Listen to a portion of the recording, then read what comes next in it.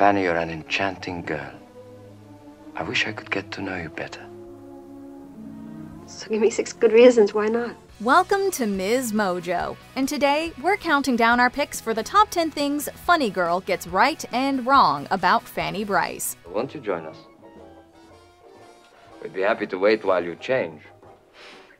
I'd have to change too much. Nobody could wait that long. For this list, we'll be looking at what parts of the hit musical, based on real-life Broadway star Fanny Brice, are rooted in truth and which parts are fiction.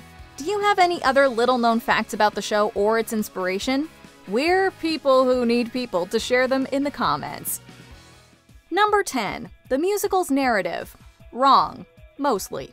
Ray Stark was one of the most outstanding indie movie producers in the mid to late 20th century. His credits would eventually include several major American classics like The Goodbye Girl and Annie. Leaping lizards! Leaping lizards! Come along, Annie. Mr. Warbuck's limousine is waiting. However, in 1964, his sights were set on telling his mother-in-law's story. Yes, Ray was married to Fanny's daughter, Frances, who was very protective of her mother's legacy. To appease her and the extended family, Brice's biography had to be toned down a lot. Well, with the Follies and an indecent proposal, it's been quite a night.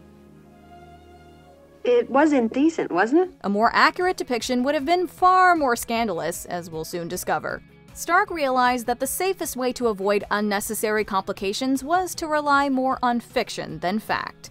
Let's go in here. I'll mix us a drink and you can tell me what you have in mind. Number 9. Fanny's mother, Rose Borak. Wrong. In the musical, Fanny's mom is supportive, protective, and loving. We'll give them that. So she looks a bit off balance. She possesses golden talents. Or is that a pill too bitter to digest? But you'd be unlikely to see the real Rose Borak sitting around keeping house and playing cards. Instead, she worked hard to support her 4 kids and an alcoholic gambling husband. While the family lived in New Jersey, she had huge success as a realtor, only for her husband to squander their earnings. Rose left him, taking the kids to New York, where her business savvy allowed them to live at a number of upscale addresses, including one in Beekman Place, one of Manhattan's most high-end apartment blocks. Meet a mortgagee, the owner of an icebox. With a 10-year guarantee. Also, she allegedly didn't like Fanny's second husband, Nicky Arnstein. He's a gentleman. A gentleman fits in any place. A sponge fits in any place. Well, you know what they say, mother knows best. Number 8. The pregnant bride routine. Wrong. Believing that she isn't beautiful, Fanny worries about getting laughed off the stage. But if I come out opening night telling the audience how beautiful I am, I'll be back at Keeney's before the curtain comes down. She decides to get ahead of the joke in a move that probably would have gotten her fired in reality. In a nutshell, the pregnant bride gag was fiction. In real life, Baby Snooks was Fanny Brice's most iconic character. However, she didn't debut the routine until a year after the creator of Ziegfeld Follies died in 1933. Yo-ho! Hello. What you doing, Snooks?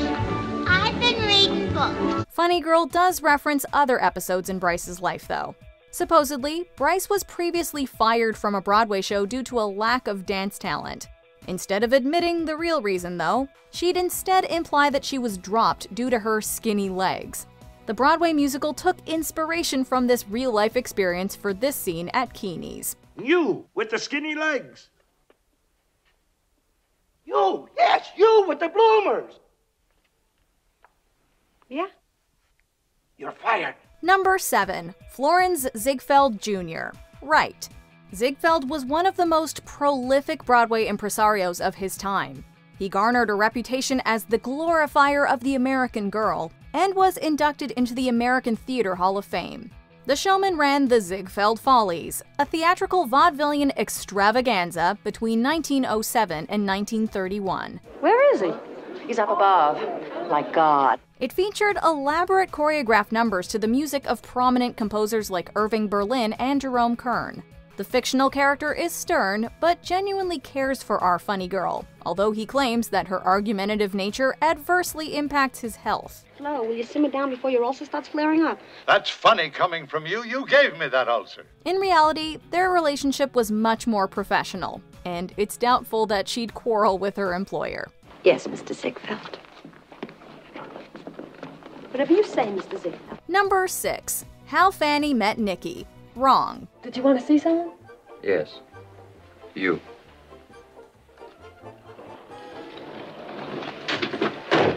Gorgeous. The musical romanticizes Fanny and Nick Arnstein's first meeting, perhaps because the truth just didn't scream Hollywood love story. In the show, they share their first moments backstage at Keeney's. But in actuality, they met in Baltimore in 1912. Baltimore. All right, just a second. Nicky was betting on horses, and Fanny was on tour with the Schubert brothers. Scandalously, he was using a fake name as he already had a criminal record. Also, Arnstein was married during this time. Not that his vows stopped him from pursuing Fanny, anyway. He's the man I adore. He had the nerve to tell me he's been married before. He followed her on tour, enjoyed spending her earnings, and soon moved in with her. What a stand-up guy, right? Hey, nice place, Nick. It's comfortable and very convenient. Number 5. Consummating their relationship before marriage. Right. Mostly.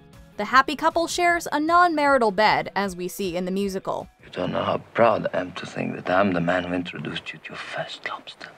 Among other things. The exact timeline of events isn't made clear, so we don't know if their daughter was conceived before or after wedlock.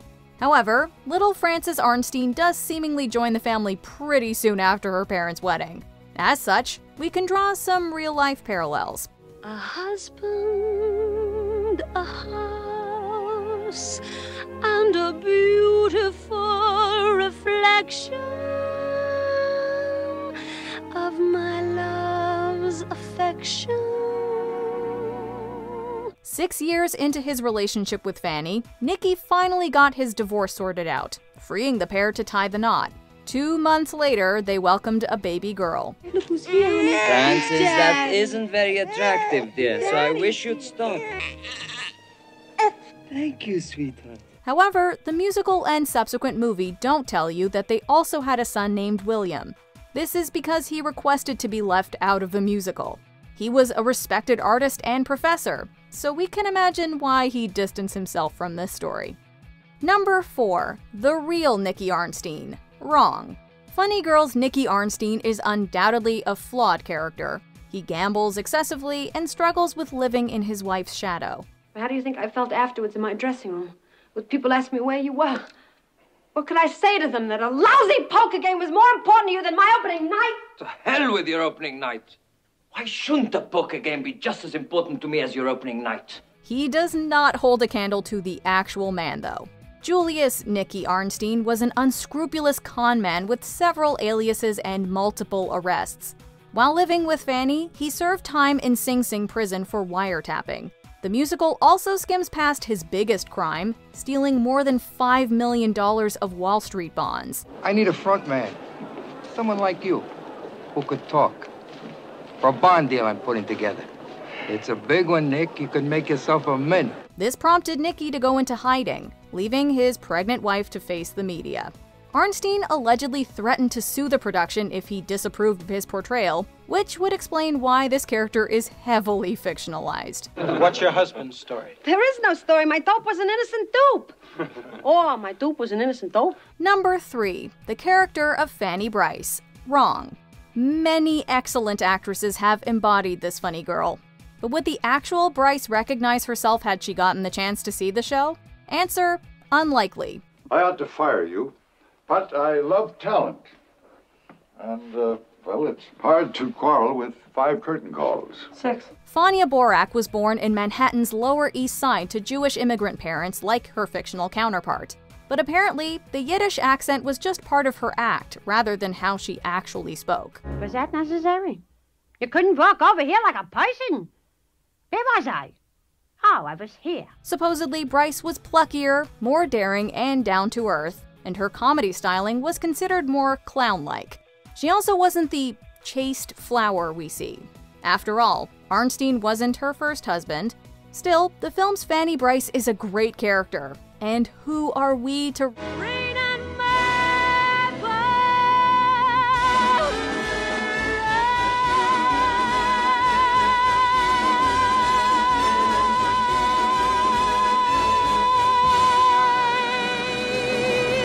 Number 2. Fanny's career, right and wrong.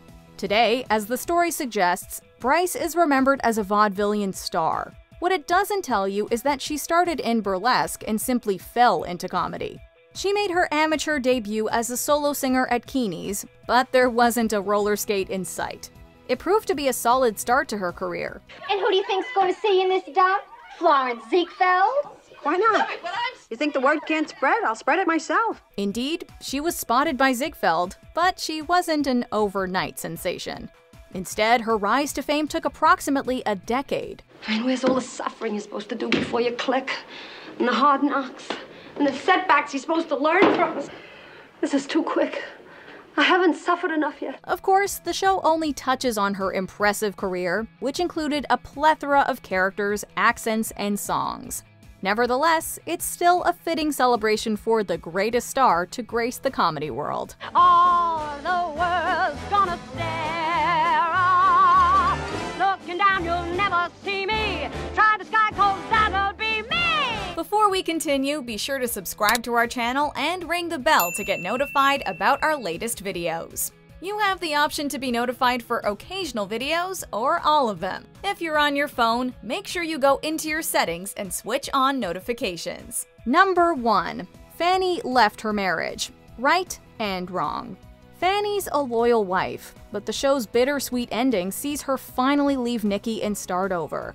The real Brice was just as devoted, pleading his innocence, visiting him in prison, and paying his legal bills. The show suggests he fell into crime due to his insecurities about his wife being the primary breadwinner. I guess when you have Fanny Brice for a meal ticket, you don't get very hungry. Nicky! In actuality, he had no qualms about spending her money. He also had a poor track record with fidelity, as we've discussed, and Fanny's unswerving faithfulness didn't affect his ways. Hundreds of girls, huh? Oh, thousands. All gorgeous. All gorgeous. In the musical, she ends her marriage because he makes life too complicated. But the real story was that Fanny discovered his affair. Years later, he reportedly tried to reconcile, but she'd already moved on. I'll be waiting. No law against waiting. People do it all the time. Do you agree with our picks? Check out this other recent clip from Ms. Mojo. And be sure to subscribe and ring the bell to be notified about our latest videos.